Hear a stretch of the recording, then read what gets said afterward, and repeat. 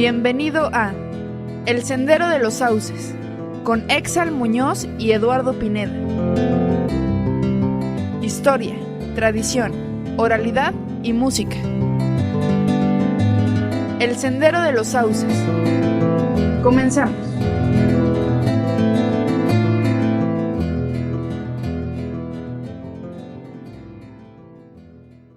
¿Qué tal? Muy buenos días tengan todos ustedes. Estamos iniciando ya una nueva emisión de El Sendero de los Sauces. Estamos transmitiendo desde el centro histórico de la ciudad de Huejotzingo, esta maravillosa ciudad en este día, en esta mañana, yo diría una mañana fría. Ya el día de ayer experimentamos una primera onda gélida en el país. Creo que en la ciudad de Huejotzingo no fue la excepción. Al contrario, tuvimos una mañana bastante fría. Nos tocó estar por allá de las 9, 10 de la mañana a la intemperie un buen ratito. Y pues los pies se congelan, las manos, las orejas, la cara, se siente el aire frío como nos golpea. Pero también es una época en la que este clima va marcando ya el inicio de las festividades. Estamos a muy poco tiempo de festejar el Día de Muertos, o la Semana de Muertos, porque son varios días, desde el 28 hasta el día 28 de octubre hasta el día 2 de noviembre. Así es que en este preámbulo de la época de las festividades, yo saludo con mucho gusto, como todos los sábados, a mi querido amigo Exal Muñoz. Exal, ¿cómo estás? ¿Qué tal, Eduardo? Es un gusto poder estar acompañando a todos nuestros radioescuchas a través de Vanguardia Radio, a través de el 107.5, transmitiendo, como bien comentas, desde el centro de Huejotzingo, y para mí es un placer poder acompañarles. Y Eduardo, esta semana, como decías, han transcurrido pues cambios en el ambiente, el frío. El Día de Muertos pues ya se deja ver. Si ustedes van hacia el campo, van a ver pues ya los sembradíos de flor de cempasúchil. Prácticamente 8 días de que inicie la temporada de Día de Muertos. Como bien comentas, una semana donde pues las diferentes tradiciones se manifiestan, pero eso es parte de lo que está aconteciendo en nuestro país. Hoy, decíamos, hace un poco de aire frío. Quienes ya tuvimos la oportunidad de salir a caminar, a hacer ejercicio un poquito esta mañana, pues ya venimos un poco quemados con el aire frío, de verdad, porque sí está frío. 14 grados pero con el airecito es muchísimo menos la temperatura, pero pues hay que disfrutarla. Seguramente está un poco despejado. En el transcurso de las siguientes horas pues ya tendremos un poco más de sol, a diferencia de ayer, pero eso es, insisto, la temporada, el otoño, pues es parte de lo que nos trae. Entonces los invitamos para que nos llamen nos llamen a los teléfonos que tenemos aquí a través de mensaje de texto o de la aplicación WhatsApp, pero también los invito para que se comuniquen con nosotros a través de Facebook, El Sendero de los Sauces, con los espacios necesarios y correspondientes, para que pues nos dejen sus comentarios. Ahí les hemos estado dando a conocer algunas de qué es o cuáles son las actividades que vamos a tener. Eduardo, pues, así ¿qué es, te parece Excel? si iniciamos? Pues el día de hoy es ya 22 de octubre. En este día estamos conmemorando algunas cuestiones bastante relevantes. Por ejemplo, en 1998, un 22 de octubre de 1998, falleció Elena Garro, quien fuera esposa de Octavio Paz, una escritora prominente, dedicada también a la escritura del guión teatral. Hay una obra de teatro de ella maravillosa que se llama El Rastro, la cual narra este México campirano, este México rural, y toda la tragedia que se vive en El Rastro, que es la casa de un hombre que llega un día borracho, llega un día fuera de su juicio, y arremete contra su esposa en un arranque de ira y de celos.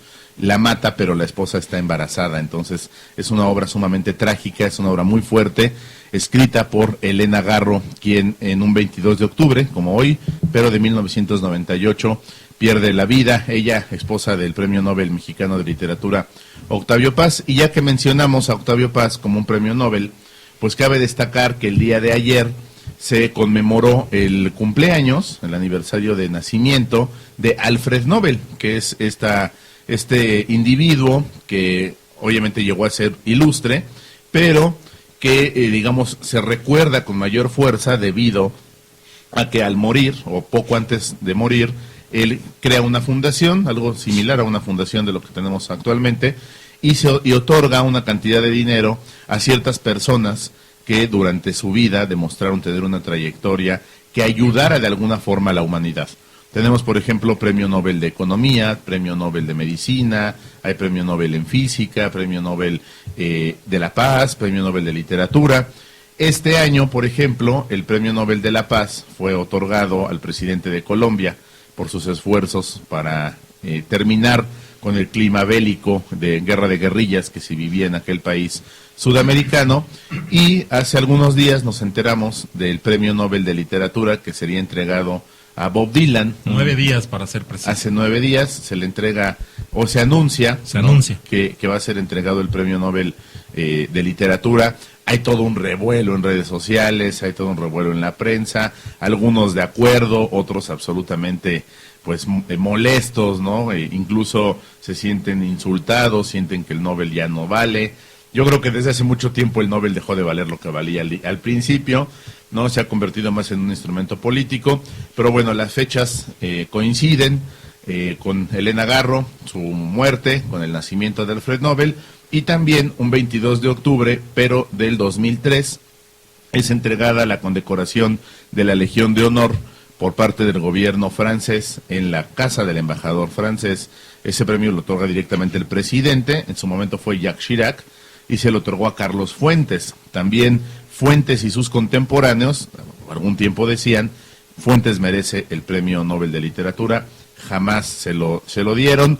Ya después, en un arrebato de humildad, Carlos Fuentes dice, es que cuando Gabriel García Márquez lo recibió, toda mi generación lo recibió, por lo tanto yo ya no tengo que recibirlo. Dejémoslo para las nuevas generaciones, Jorge Volpi, Javier Velasco, etcétera. Pero yo creo que dentro de sí fue el premio que le faltó y lo sabía, porque ganó todos, el Cervantes, la Legión de Honor, 86 doctorados honoris causa. Entonces creo que fue muy reconocida su trayectoria, pero le faltó el Nobel. Le faltó el Nobel, y creo que parte de ello fue que pues tener a un buen padrino, pero también creo que estar muy vinculado a los Estados Unidos no le ayudó mucho para que los latinoamericanos lo impulsaran. Debemos de comentar, Eduardo, por lo que decías, el premio Nobel, hay muchos quienes dicen merecerlo, pero si no tienen quien los apadrine, quien les dé el empujón, quien les busque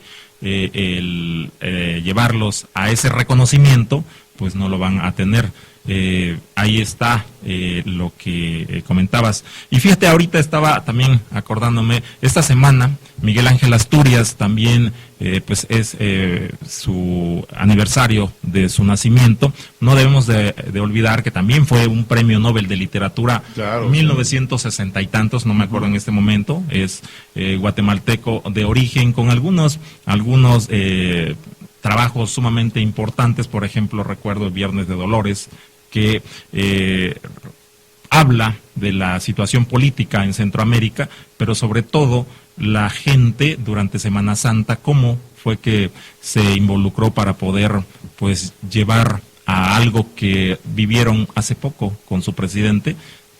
Debemos de recordar la situación política, social y económica en Centro y Sudamérica durante ese periodo, fue muy complicado, y por ahí está el trabajo literario que a Miguel Ángel Asturias también le valió obtener el Premio Nobel de Literatura, también, como decías, contemporáneo hasta cierto punto de los latinoamericanos que han obtenido ese reconocimiento. Así es, dentro de este llamado boom de la literatura latinoamericana, donde figuraba Cortázar, donde figuraba Mario Vargas Llosa, donde figuraba Octavio Paz, ¿no? Después ya dentro de los jóvenes pues estaba Carlos Fuentes, estaba José Emilio Pacheco, estaba Carlos Pellicer, Carlos Monsiváis. Entonces fue todo un boom de la literatura. Hoy nos preguntamos por qué Bob Dylan gana un premio Nobel de literatura cuando desde mi parecer todavía quedan escritores prominentes en el mundo, ¿no? Creo que es parte de lo que se ha comentado, atrevo a decir, es el desprestigio que ha llevado hasta cierto punto por inmiscuir el aspecto político y social en para otorgar el premio Nobel, no solo hasta cierto punto el de literatura, sino varios, porque si los relacionamos con gobiernos o con aspectos políticos, por ahí vamos a encontrar a algunos de los que han obtenido el reconocimiento de el premio Nobel, no solo de literatura, sino de la paz, o el de física, o el de medicina, o el de economía. Por ejemplo, estoy tratando de acordarme en qué motivaron, o cuál fue el motivo por el que obtuvieron o les otorgaron el reconocimiento a los de economía, y era algo sobre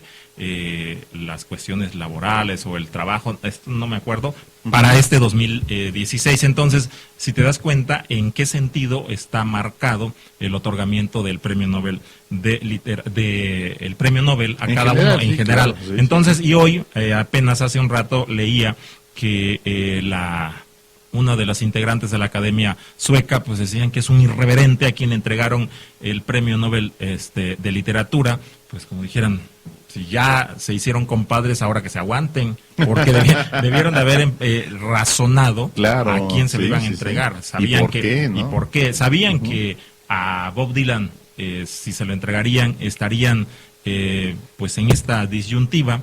Hablan otros, no ella, que posiblemente sea el segundo, que el 10 de diciembre no se aparezca para recibir el reconocimiento. Entonces están ya hasta pensando en que no vaya a aparecer, porque a 9 días que le dije o lo otorgaron, no han tenido comunicación con él. Pues él comentaba para el New York Times que en caso dado de recibirlo, o sea, de aceptarlo, el dinero lo iba a donar a un grupo de niños refugiados en Siria.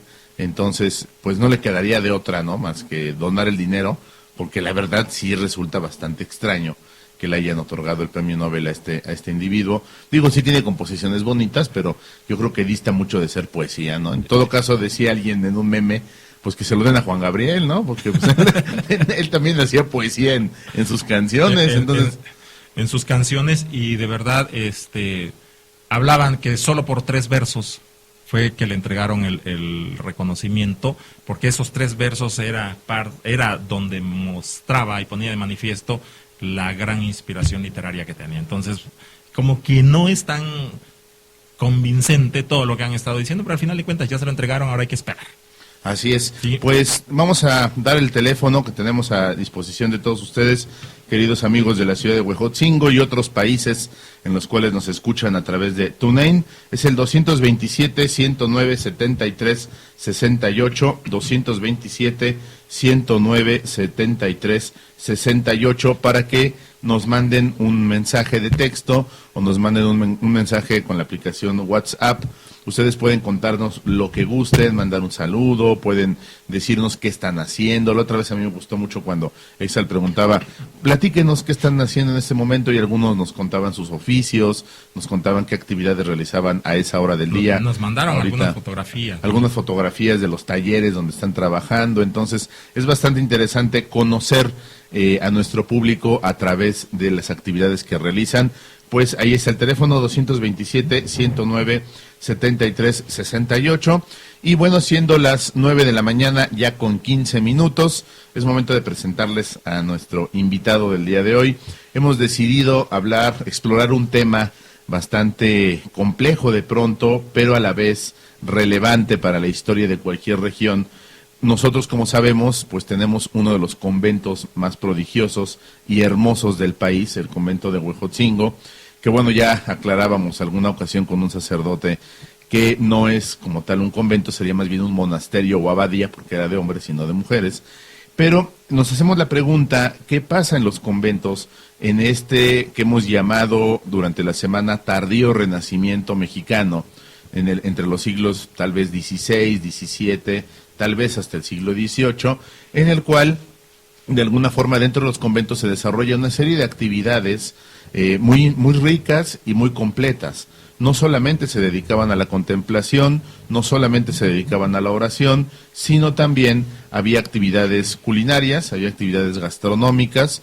Recientemente, hace 2 días, tuve el enorme privilegio de adquirir por fin un libro llamado Sor Juana en la cocina. Es un libro que habla de las recetas de Sor Juana Inés de la Cruz, pero enmarcado en todo el arte culinario del siglo XVI en México. Entonces, el nacimiento de la dulcería mexicana, el nacimiento de la comida mestiza, donde se unen varios ingredientes. Entonces, el aspecto gastronómico era importante. Otro aspecto importante era cómo percibían los monjes, cómo percibían la naturaleza. Y esta percepción de la naturaleza, recordemos que naturaleza en griego se dice physis, y de ahí deriva el nombre de física, que es una rama de la ciencia. Digamos, es la ciencia por excelencia, la física. Y bueno, este aspecto que abordan los monjes de la naturaleza, de alguna forma es explorar la physis, explorar la física, y hay un choque ideológico entre el pensamiento científico y el pensamiento religioso para explicar los fenómenos. Y para hablar de este tema, hoy invitamos a un egresado de la carrera en física, precisamente, de la Benemérita Universidad Autónoma de Puebla, también amigo de hace muchos años, por lo menos 10, 12 años, tal vez más, y me refiero, por supuesto, a José Soto, quien el día de hoy nos acompaña en esta cabina de Vanguardia Radio, y yo le agradezco mucho. Pepe. Muchas gracias por la invitación. Para mí es un enorme privilegio estar con ustedes. Primero que nada, Pepe, yo quisiera que nos ayudaras a aclararle a nuestro auditorio qué es la física. Cuando nosotros decimos física pensamos, pues es una materia que llevamos en la secundaria, luego llevamos en la preparatoria, y por ahí un nombre que nos suena en la física es Albert Einstein, ¿no? Tal vez, como el más famoso. Nos suenan por ahí algunos otros ya más históricos como Newton, pero él más bien era filósofo natural. Pero bueno, vamos a tratar de explorar qué es la física y después cómo se estudiaban los fenómenos de la física en los conventos de este tardío Renacimiento. Ok, la física surge con Aristóteles, ¿no? Como una rama de la filosofía. Y uno de los libros que escribe es justamente ese. Él trata de explicar cómo suceden las cosas y cómo se mueven. Entonces, le atribuye ciertas propiedades a la materia, por ejemplo, que está hecha de 4 elementos y cosas así, ¿no? Después es quien convierte en esta época justamente contemporánea del virreinato de la Nueva España en ciencia la física, es Isaac Newton. Uh-huh. ¿No? Isaac Newton para ello define una serie de conceptos de manera no ambigua, y lo que estudia principalmente es cómo y cuánto se mueven las cosas. El movimiento de las cosas, eso era lo que le Eso preocupaba. es física. Pero eso es, digamos, desde un punto de vista de la física clásica, de la física newtoniana, el movimiento. Ya actualmente, por ejemplo, también la física se pregunta, por ejemplo, por aquello que ocurre dentro del átomo, ¿no? La física cuántica, por ejemplo. Claro, pero sigue siendo la misma pregunta. Así ¿Cómo y cuánto se mueve? Así es. ¿No? ¿Qué hay, Pepe, del estudio de la naturaleza en este tardío Renacimiento en México? Hay que entender primero que la ciencia novohispana viene de un corte, ¿no? Viene de un corte muy especial. Hubo un cataclismo en el siglo XVI, y en ese, conocido como la conquista, Uh-huh, sí. hubo un colapso de la superestructura indígena. La ciencia entendida dentro de los indígenas está íntimamente asociada con su cosmovisión. Era parte religiosa y parte política. Y eso fue cortado de raíz. Y entonces lo que quedó en su lugar fue algo de la herbolaria, algo de las tradiciones más de los campesinos, y vino con un componente muy fuerte europeo, traído por los misioneros primero franciscanos y luego jesuitas. Y entonces ellos traían estas ideas de la contrarreforma. La ciencia nunca fue muy bien vista aquí en Nueva España. Claro, sí, sí, sí. ¿No? Hay que entender que en la coyuntura de la contrarreforma, donde el Estado español, el Reino de España, se convierte en el adalid de la reacción ante la reforma protestante, lo que hace es cerrar todos los espacios posibles de pensamiento, y eso es lo que permea acá.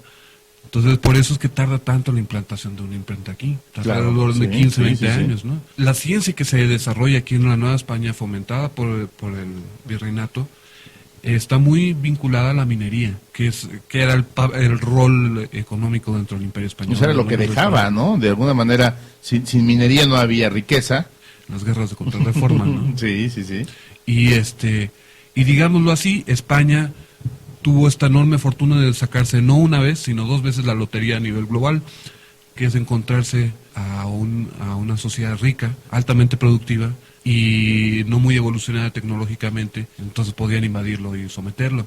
Uno de ellos fue Mesoamérica y la otra fue Perú. Así es, sí, justamente Exal es de lo que hablábamos la semana pasada, que tuvimos por aquí al maestro Pablo Hurtado, quien vino de la ciudad de Huancayo, en Perú, para platicarnos acerca de las diferencias y los contrastes culturales entre los dos países. Bueno, actualmente países, en ese momento 2 culturas prehispánicas distantes, pero similares en algunos aspectos, y nos decía eso, ¿no? Eran las 2 potencias, pero como bien nos dice Pepe, pues hay un aprovechamiento, una lotería que surge para España con esa conquista. Con esta conquista y sobre todo, pues llegar a lugares donde podían explorar e imponer lo que ellos buscaban. Y creo lo que comenta Pepe es importante.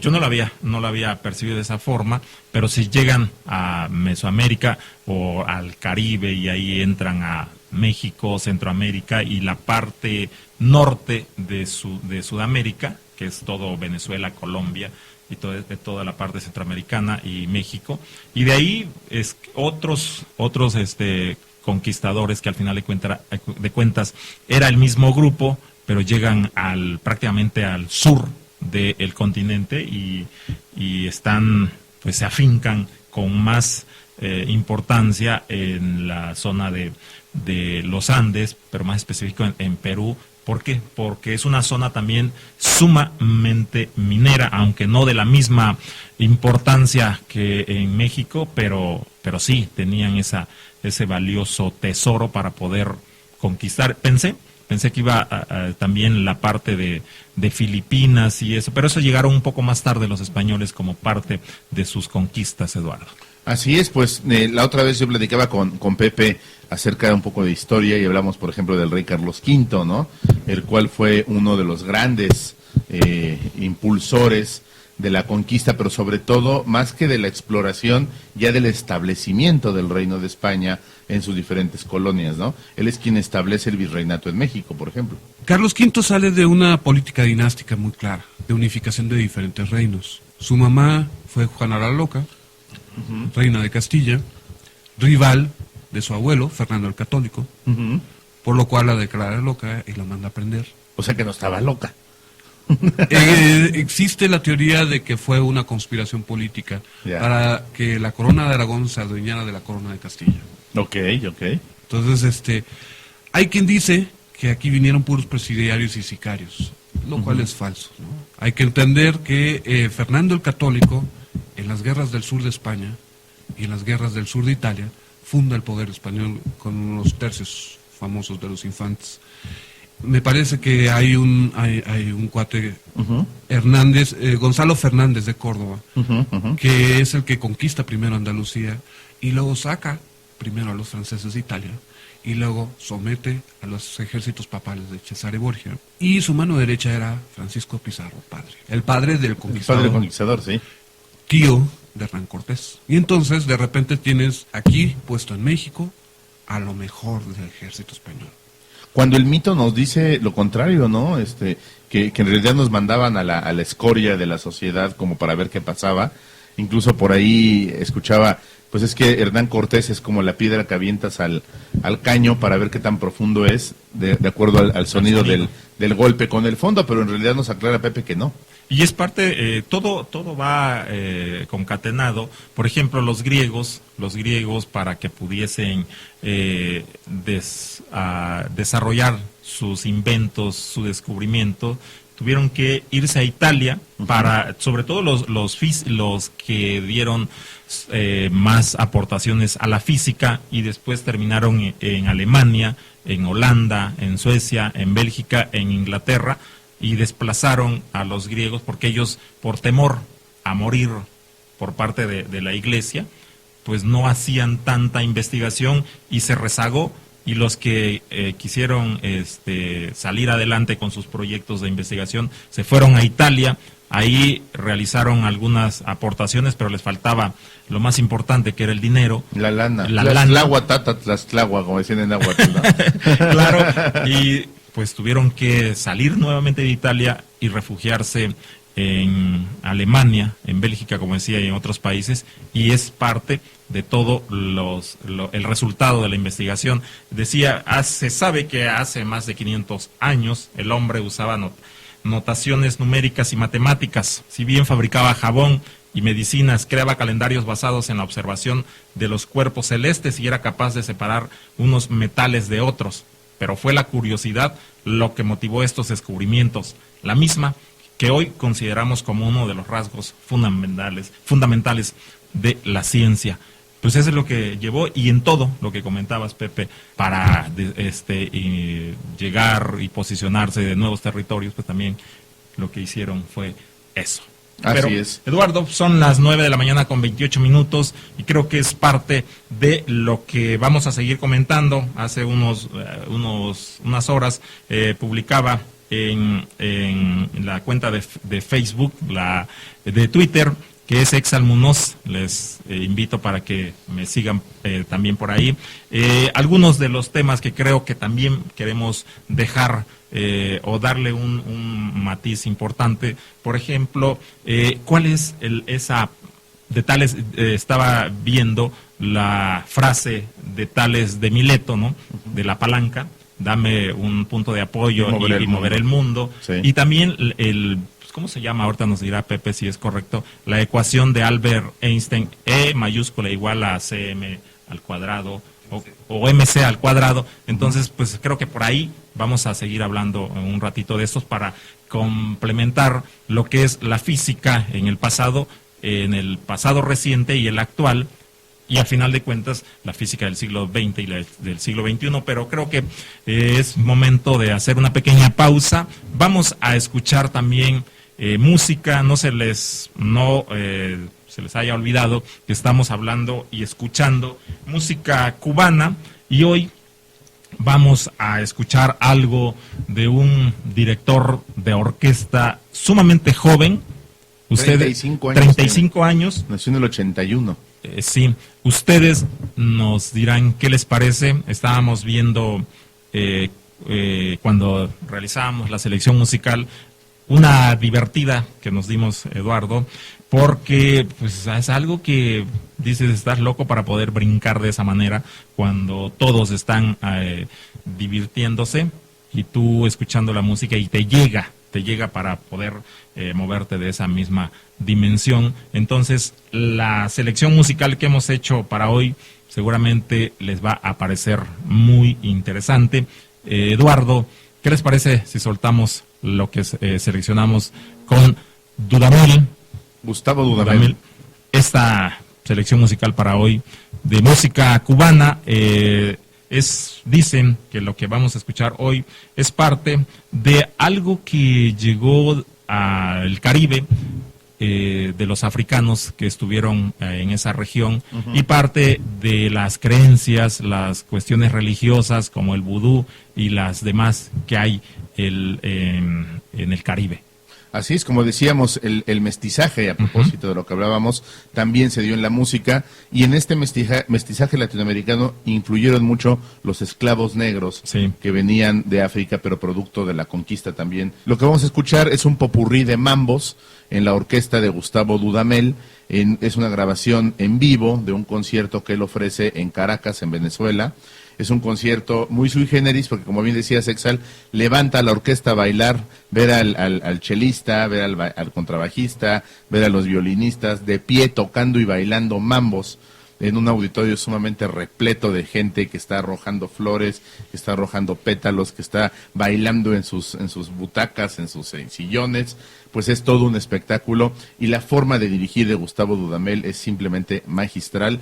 Así es que los invitamos también a que lo busquen en internet, en YouTube. Pueden encontrar el concierto completo, dura 1 hora y media, es maravilloso, y les va a encantar seguramente la música de Gustavo Dudamel. Así que logra enloquecer a la gente que acude a verlos y a escucharlos. Así es, pues a ver qué les parece, enlazamos con el corte y continuamos.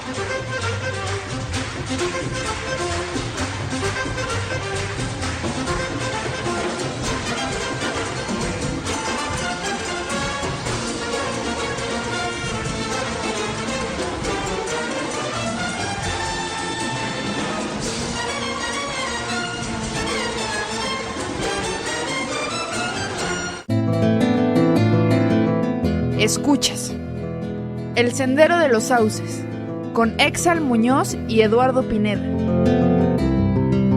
Historia, tradición, oralidad y música. El Sendero de los Sauces. Regresamos.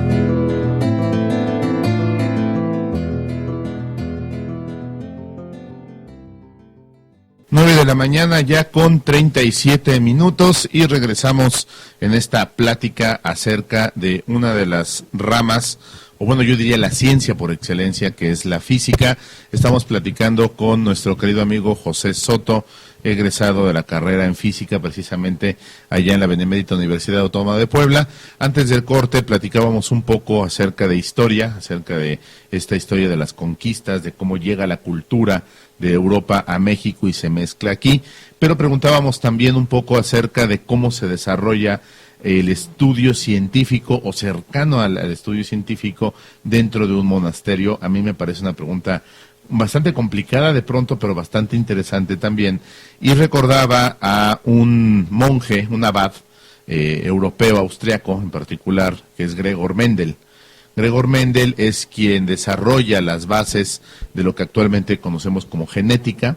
Para él no era genética, de hecho él no lo llama gen, le llama factores, a esto que nosotros hoy conocemos como genes, pero él desarrolla toda una teoría que Darwin nunca lee, porque nunca tiene... Cuando le llega el libro de Mendel, pero no lo abre, cuando Darwin muere, encuentran el libro de Mendel en un sobre cerrado en su librero. Si Darwin hubiera leído a Mendel, tal vez la teoría de la evolución hubiera sido completamente distinta. Pero quiero regresar al punto de los monjes y quiero regresar al punto de Mendel, porque él desarrolla una serie de experimentos en los jardines de este monasterio en Austria y se da cuenta que hay una transmisión de información de generación en generación a lo que hoy llamamos genética. ¿Cómo ocurre, Pepe, en el caso de la física? Este fue un ejemplo en la biología. ¿Cómo ocurre en el caso de la física el estudio de la naturaleza dentro de los monasterios, para después pasar ya a hablar un poco de física moderna, con lo que nos comentaba Exal de Albert Einstein. Bueno, aquí en México la ciencia, les decía hace rato, se le impulsa básicamente desde dos lados, ¿no? Una es la minería y la metalurgia y estas cosas, como hacer que combinen el mercurio para soltar los minerales que eran relevantes en aquel momento, la plata en particular, con el azogue. Por otro lado está muy de la mano con la herbolaria. Sí, sobre todo los franciscanos y los agustinos tuvieron conventos muy grandes en toda esta zona del centro del país. Recolectaban plantas, recogían mucha parte de la tradición oral de la gente de aquí y pues escribían tratados. Hay varios tratados de esos de farmacopea y de herbolaria en la biblioteca del edificio carolino, de la José María Lafragua, y era de mucho interés. La física como tal fue vista de manera un poco alarmante, porque finalmente venía de una potencia protestante, de Inglaterra, claro, y tenían la ligera sospecha de que podía ser subversivo. Entonces llegó con un poco de atraso. Hubo un poblano distinguido que estuvo ahí, Sigüenza, tiene por ahí un tratado sobre física newtoniana, pero no tuvo mucho impacto, ¿no? O sea, la física era casi de vitrina aquí, ¿no? ¿Por qué? Porque la vocación de la Nueva España dentro del orden español era proporcionar materias primas, ¿no? Claro. Como la grana de cochinilla, como la plata, como el oro, como el azúcar, como el café, etcétera, etcétera. No había interés y era suprimido de manera sistemática hasta las reformas borbónicas, ¿no? Hubo una institución que trató de fomentar la educación en México, la Real Pontificia Universidad de México y los colegios jesuitas de aquí de la ciudad de Puebla, pero digamos no tuvo mucho impacto como tal. O sea, era más de preparar gente para la abogacía, para ser funcionarios del Estado, para ser contadores, ¿no? Que para la ciencia como tal, ¿no? Así es. Sabemos, Exal, además que dentro de los monasterios, sobre todo de esta región, de la región de Calpan, de Huejotzingo, más hacia el sur, la región de Tecali, la región de Cuautinchan, que también hay un gran interés por la astronomía. Es decir, algunas de las torres de los conventos funcionan como observatorios. Podemos ver, por ejemplo, en el convento de Cuautinchan, que si tú subes al único campanario, porque no tiene dos torres, solo tiene una, llegas hasta arriba, te posicionas donde está la campana, y exactamente cuando entra la primavera, el sol atraviesa una de las ranuras del campanario y alumbra la campana con una línea recta. Entonces se decía que estaba perfectamente orientado para poder descubrir cuándo iniciaba este periodo de floración nuevamente de todas las plantas que se utilizaban en sus huertos.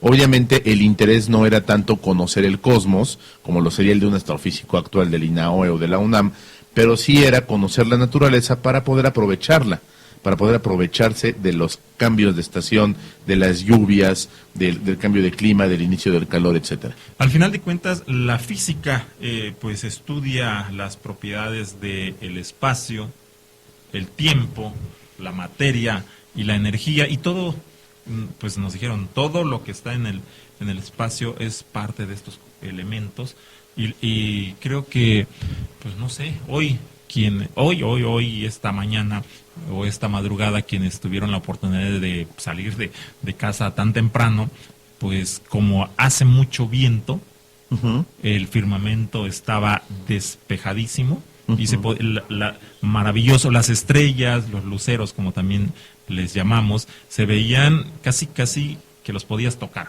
Sobre todo, no es un espectáculo. Sobre todo al sur.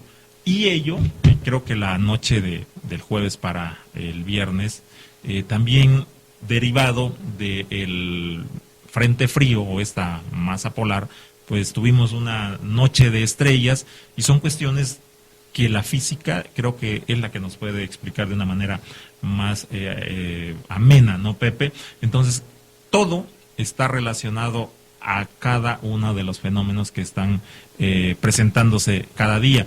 Y si bien las torres en los monasterios, en los conventos, pues creo que no fueron construidas solo porque a la persona responsable o al arquitecto o a quien en esa época tenía la encomienda. No, nomás se le ocurrió. Ajá, ¿no? la encomienda no nada más se le ocurrió, tuvo que estar, no sé, años o noches enteras viendo el firmamento para poder construirlo de una manera que tuviese un uso en el futuro para las próximas generaciones y dijeran, oye, estos no estaban locos, realmente sabían lo que estaban buscando y lo que nos o lo que esperaban dejar. Entonces creo que hace algunos días en los programas comentábamos por qué las torres de los conventos, por ejemplo, el de Huejotzingo y el de Calpan, pues si los ubicamos geográficamente, tienen casi la misma posición de las torres, están hacia el frente, está hacia el poniente. Así es. Y los otros pues ya tienen una pequeña inclinación si los comparamos con los de acá. Pero tiene que ver algo con pues ver el firmamento o algunas cuestiones para poder pues ver y medir el tiempo y el espacio, Pepe, porque también parte de ellos, del tiempo como lo medimos hoy, pues surgió de ahí, ¿no? Claro. A través de los calendarios, Lalo. Así es, Pepe. Pues yo creo que no solamente las construcciones religiosas de los siglos, tal vez del siglo X o el siglo IX de nuestra era, hasta las que se hicieron en América, hasta el siglo XVII tal vez, tenían esta cualidad de funcionar también como observatorios o como rastreadores del cosmos. En otras culturas milenarias, como Egipto, por ejemplo Stonehenge, también había esta intención de observar a través de la construcción. Yo creo que en las sociedades de tipo agrario era una cuestión de vida o muerte. Claro. Había que saber cuándo sembrar, cuándo cosechar, cuándo venían las heladas. Y en estas zonas frías del estado de Puebla, eso es vital. Claro. Porque la gente, si le caía la helada, se quedaba sin comer. Esa era la función social, entre otras, de los sacerdotes. Con los santos patronos y todo eso. Organizar a la comunidad para cultivar en las fechas apropiadas. Y entonces para eso, esa es una de las funciones fuertes, digamos, de estas construcciones, y por eso hay tantas, desde la América precolombina hasta el siglo XIX, Por otro lado, también hay que tener en cuenta que muchos de ellos, de las construcciones de estas, no tengo el dato preciso de la de aquí de Huejotzingo, aunque sí la sospecha, de que están emplazados sobre construcciones anteriores. Estilo Cholula, ¿no? Cholula es el caso así de paradigma, ¿no? Claro, claro. Y entonces... O sea, la iglesia sobre la pirámide. Sí, y está orientado porque la pirámide está orientada. Claro. ¿No? Entonces, digamos, simplemente aprovecharon el cuadro que estaba ahí, construyeron sobre ello. Recordemos que hubo una suplantación del sacerdocio indígena anterior por los sacerdotes católicos. Fueron desplazados militarmente, es decir, exterminados. Y entonces había que suplir esa necesidad de coordinación. Y para eso trajeron dos órdenes, fundamentalmente, los franciscanos y los jesuitas. Y los jesuitas tienen un alto impacto en la educación virreinal y además organizan con la exploración de todo el norte del país. El noroeste fue colonizado por jesuitas. Y vamos, ahí hasta un vino de bajo precio muy famoso, que es conocido por todos, el Padre Quino. Sí. Él fue el que abrió la exploración de Sonora, de Sinaloa. Todo el mar de Cortés, ¿no? Así es, de la Baja. Sí. Lo que hizo fue fundar misiones. Y por cierto, de tu tierra, Pepe, tú eres de por allá. Es el surcaliforniano, exactamente. Muy bien, entonces tienes en mente muy claro las expediciones del Padre Quino, porque además él era muy curioso. Hay todo un libro que nos habla de las cactáceas que el Padre Quino describió en los viajes que realizó en todo el litoral del Mar de Cortés, desde Sonora, dando la vuelta donde se hace el ganchito de la península de Baja California, norte y sur, y todo hasta llegar a Los Cabos, ¿no? No, y además tiene un texto muy importante de física. Era un tipo, pues, como es la fama de los jesuitas, extremadamente culto. Claro, ¿no? claro. Y tenía esta vocación por llevar la civilización a lo que en aquel entonces se consideraban los salvajes, que eran los indios del norte, los chichimecas, ¿no? Ujú. Entonces, ¿cómo lo hacía? Llevaba colonos de aquí del centro y fundaba una misión. Ya. Y muchas de esas recintos son recintos amurallados, ¿no? Para protegerse de la apachería. Los apaches son invasores de Oasis América del siglo XII, a la zona de Sonora, de Chihuahua, de Zacatecas, y en la colonia eran verdaderamente una amenaza, porque las caravanas de plata eran asaltadas por ellos. A ellos no les interesaba la plata, sino los caballos. Ok. Entonces se los robaban y los traficaban hasta el norte. Entonces hasta Texas y cosas así. Entonces, además eran enemigos jurados de los indios del noroeste. Ujú. Y eran enemigos jurados de los españoles. Entonces había una guerra a 3 bandas allá. Muy Sí. cruenta. Entonces, esa fue la idea de Eusebio Quino, de, mediante el ejemplo, llamarlos a la civilización. Hay un experimento jesuita muy similar en Paraguay, que es muy famoso. Hubo por ahí una película Muy sonada. muy sonada en la década de los 90, no me acuerdo cómo se llama, pero... Sí, se me fue. La estancia, no, apenas la estaba viendo ahí y se me fue. No. Pero vamos, Se nos queda de tarea investigarla, ¿no? exactamente. ¿No? Pero sí, la idea era realizar la utopía en el sentido renacentista, Ujú, aquellos donde los hombres podían ser iguales ante Dios. ujú. Y Esta utopía que inicia con San Agustín en este libro maravilloso llamado La Ciudad de Dios, después retomado ya en un término más social, menos eclesiástico, por Santo Tomás Moro, Así en es. el libro titulado precisamente La Utopía, ¿no? así es, y los jesuitas se dedicaron a hacerlo. Y todo el noroeste de este país y parte del sudoeste de Estados Unidos fueron colonizados por los españoles de esta manera, Así es. con los presidios, con las misiones, ¿no? Y por eso es que en California ustedes pueden revisar cualquier mapa y tiene nombres españoles y no ingleses, ¿no? San Francisco, Sacramento es la capital de California, Ujú. Los Ángeles, San Diego, etcétera, etcétera. Las grandes ciudades tienen nombres De españoles, santos, sí. ¿no? Muy al estilo español. Así es. Sí, pues de hecho la cultura sudcaliforniana, californiana, sonorense y un poco tal vez hacia Arizona es un tanto distinta al resto del país y al resto de Estados Unidos. Hubo un momento en el que incluso intentan independizarse, ¿no?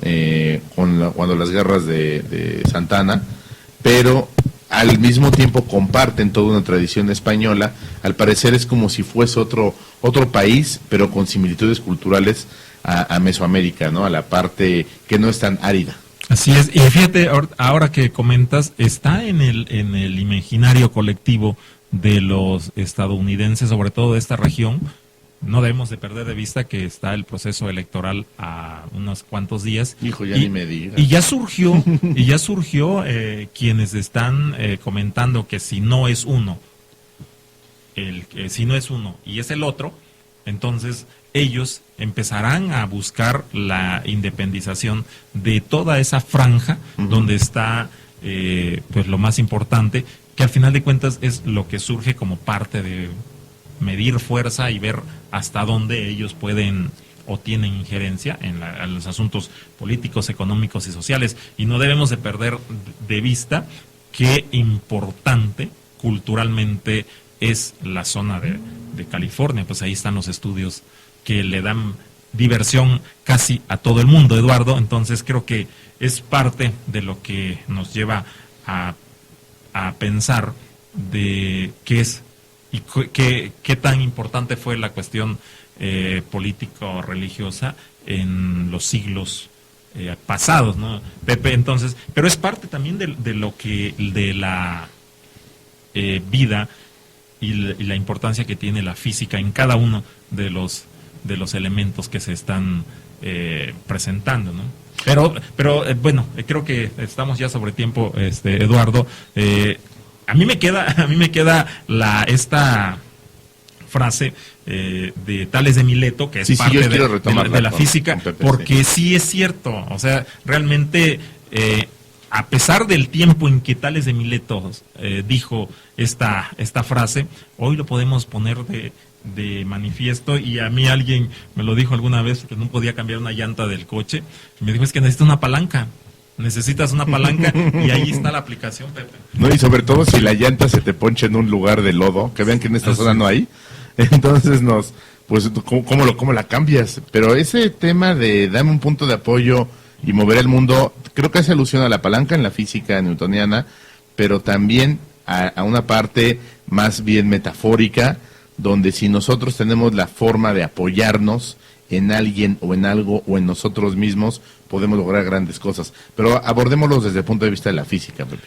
Bueno, la física tiene una aplicación muy particular que está insertada en la producción. Y entonces, digamos que básicamente, esencialmente hasta los 80s del siglo pasado, veníamos trabajando con máquinas simples. Sí. Cada vez más integradas, pero vamos usando la palanca, la cuña, el plano inclinado. Esas son las máquinas simples, desde tiempos de los griegos. La gente arregla nuevas formas de aplicar lo mismo. Y entonces es por eso que, por ejemplo, yo me acuerdo de mi abuelo, tenía un modelo A de la Ford, y él literalmente, con una palanca, sacaba las cosas. O sea, sí, no, era muy práctico. Sí. Ustedes ven los carros antiguos que todavía no tienen computadora, y entonces ustedes pueden agarrar y mandar con un tornero a fabricar las piezas. Sin problema. Sí, sin claro. problema alguno, ¿no? Y funcionan muy bien. Entonces, ese es el asunto. O sea, siempre ha estado metido en la producción y ha sido una cuestión militar también. Newton, de hecho, la gran contribución que hace es definir el lenguaje correcto. Es muy importante usar el lenguaje apropiadamente, de manera que no se preste a confusiones y que sea precisa. Y lo que define es simplemente qué es la acción y qué es la interacción, como el cambio de estado de movimiento. Eso de golpe y porrazo hace que la física deje de ser parte de la filosofía y la convierte en una ciencia y saca el boom. Eso explica en parte el poder industrial de Inglaterra en el siglo XVIII, un siglo después. Sí, no fue casual que fuera inglés Newton, no era una casualidad. Eso junto con otra cosa, ¿no? Yo creo que los mejores mecánicos de Europa en ese momento eran italianos y franceses, pero ellos estaban al servicio de la realeza. Entonces hacían cosas muy complejas, relojes, juguetes mecánicos, para la realeza, que no estaba conectada con la producción. En cambio, los ingleses lo que hacían, tenían problemas muy concretos. Por ejemplo, ¿cómo le hago para llevar el mineral de un lado a otro de manera barata? ¿Cómo le hago para sacar el agua de las minas? Entonces son ingenieros. Claro, completamente. Responden a problemas ingenieriles. Y lo que hacen es que con poco dinero empiezan a resolverlos y empiezan a multiplicarlos. Y entonces es una estrategia muy diferente, mientras que la física en Francia y en Alemania está pegada a lo militar y a lo suntuario, en Inglaterra está pegada a la producción. Y eso hace de Inglaterra el monstruo que fue en el siglo XVIII y el siglo XIX, ¿no? Le decían el taller del mundo. Sí, no, definitivamente. Y luego de ahí pues surge la revolución industrial también en el, mismo, hija de en el mismo país. de este claro, proceso, ¿no? Por supuesto. Oye, Pepe, y ahora lo que lo mencionas, esta relación que hay entre la ciencia, particularmente la física que nos toca hoy, y la guerra, me suena sustancial y me suena fundamental. Y estoy recordando lo que decía Exar en el primer bloque del programa, Albert Einstein, esta relación que hubo entre Albert Einstein, estando en un país gobernado por Alemania, y Arthur Eddington en Inglaterra, donde Eddington logra descubrir que tal vez Newton se había equivocado en algunas percepciones de la gravitación universal y logra entender que tal vez la relatividad de Einstein podía resolver preguntas que la mecánica newtoniana clásica no podía responder. Pero él estaba en un dilema porque por un lado él era inglés y atacar a Newton en Inglaterra en tiempos de la Segunda Guerra Mundial y defender a un alemán, pues tenía sus consecuencias políticas y incluso carcelarias, ¿no? Entonces creo que hubo algo muy interesante ahí con Einstein, con Eddington, en esta época, mitad del siglo XX. Hay una cuestión ahí. Yo creo que Einstein es el rockstar por excelencia, ¿no? Sí. Entonces dicen a alguien, la ciencia y sacan a un viejito despeinado, ¿no? Con lentes. Sí, sí, sí, sí. Y moviendo la cabeza así, ¿no? Como, exactamente, ¿no? Como los Entonces, Dohan Cat. ahí la onda es que él viene de una familia medianamente prominente de profesores, de gente próspera. Me parece que es en Suiza, y lo mandan a estudiar, y por cierto, Einstein era malo como estudiante, no era disciplinado. Ujú. Entonces, su maestro de matemáticas irónicamente dijo que era el peor estudiante de matemáticas que había tenido en su carrera profesional. Imagínate, ¿no? Minkowski, ¿no? Entonces, y en sus ratos de universitario se enamora y se casa con una mujer judía que era de origen serbio. Ujú. Y entre sus compadres, porque todo el mundo tiene compadres en la universidad, que Claro, te vas claro. a tomar y esas cosas, tenía un hijo de Norman Rothschild, Ya. de los grandes banqueros londinenses. Ujú, Grandes, grandes, ¿no? De los... Que todavía la familia Rothschild tiene un poder impresionante, ¿no? Entonces, Norman Rothschild lo acoge como el amigo del hijo, vamos. Entonces, y lo protegió mucho. Y otro de los amigos de la universidad es Chaim Weizmann, premio Nobel de Química, hermano de Isser Weizmann, primer presidente de Israel. Y entonces de repente te das cuenta de que frente a la barbarie nazi había que poner a alguien que decir, los judíos no son infrahumanos, al contrario. Ya, sí. Son un sí, pueblo sí. oculto. Entonces empieza toda una campaña a favor de eso, ¿no? Y por eso Einstein es el arquetipo, ¿no? Claro. No, pues tiene muchísima lógica, Exal. Estamos llegando ya al final de nuestro programa, ya son las 10 de la mañana con 1 minuto, ya incluso nos estamos pasando, pero, híjole, a mí me duele que siempre pase lo mismo, Que Exal. cuando ya estamos agarrando el Vuelo. el vuelo, tendríamos que aterrizar de emergencia porque Sí, el tiempo sí, se nos sí, acaba. sí, qué Y- cosa, pero bueno. y Oye, nada más es- déjame rapidísimo Sí, mandar tenemos ahí algunos mensajes. un saludo, dame un segundito. Nos escriben, dicen saludos para Soledad Hernández, y lo hace la terminación 9780. No quería dejar pasar ese mensaje. Digo, siempre invitamos a que la gente nos escriba. El día de hoy, pienso yo, fue más bien una conversación que nos ilustra, una conversación que nos aclara, que nos ilumina el camino para entender qué ocurría dentro de los monasterios, qué ocurría históricamente, qué tiene que ver la ciencia con las conquistas, qué tiene que ver la historia, qué tiene que ver el uso de la palanca, el uso de la polea desde los egipcios, los griegos hasta nuestros días, cómo la física de alguna forma nos revela el movimiento de las cosas. Exal también nos platicaba, nos compartía acerca de las definiciones, de las formas de entender la física, de la manera como lo hacemos habitualmente, pero también contextualizado en todo este panorama histórico que siempre es importante. Que siempre es importante, Eduardo, y sobre todo, pues alguien que ha dedicado pues su vida a entender y a estudiar, que seguramente nosotros, Eduardo y yo, pues nada más conocemos un poco de la teoría, que al final de cuentas pues te da un panorama general, pero ya más detallado, pues qué mejor que Pepe, y ya nos hizo algunos comentarios, sobre todo la parte histórica que nos comentó al final, que sobre la vida de Einstein, que creo pues pocos sabíamos Sí, realmente ¿no? Claro. cómo estaba y por qué Einstein pues fue apoyado y llegó a obtener Lo que obtuvo, lo ¿no? que Y la obtuvo, fama.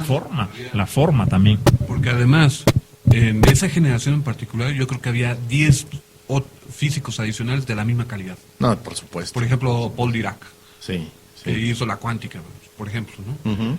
Entonces, eso hay que entenderlo. O sea, también tenía una vocación política, Por supuesto. antinazi, ¿no? Frente a la barbarie había que poner a alguien, ¿no? Es bien importante, Exal, para cerrar el programa, hacer ese apunte, ¿no? Ninguna actividad humana está aislada. Todas están interactuando, todo es un fenómeno social, por lo tanto es un fenómeno político, y no podemos hablar de un tema sin tocar otro. Eso es fundamental. Es fundamental y pues la política creo que la podemos relacionar con la palanca, ¿no? También es parte para que mueva el mundo, ¿no? También se mueve el mundo por También se esas mueve el mundo palancas. por esas palancas. Pues Eduardo, Nos vamos. nos vamos. De verdad, Pepe, es un gusto poder compartir micrófonos contigo y que el auditorio pues conozca y hoy conociera un poco más de la física. Gracias, Pepe, por haber estado con nosotros. Muchas gracias por su invitación y de verdad me siento muy honrado por ella. No, hombre, Gracias. muchísimas gracias. Gracias, Eduardo. Nos vamos. Nos escuchamos de verdad el próximo sábado cuando den las 9 de la mañana. Gracias por recorrer con nosotros el Sendero de los Sauces, con Exal Muñoz y Eduardo Pineda. Historia, tradición, oralidad y música. El Sendero de los Sauces. Te esperamos el próximo sábado, en punto de las 9 de la mañana, por Vanguardia Radio. Imagen de la región.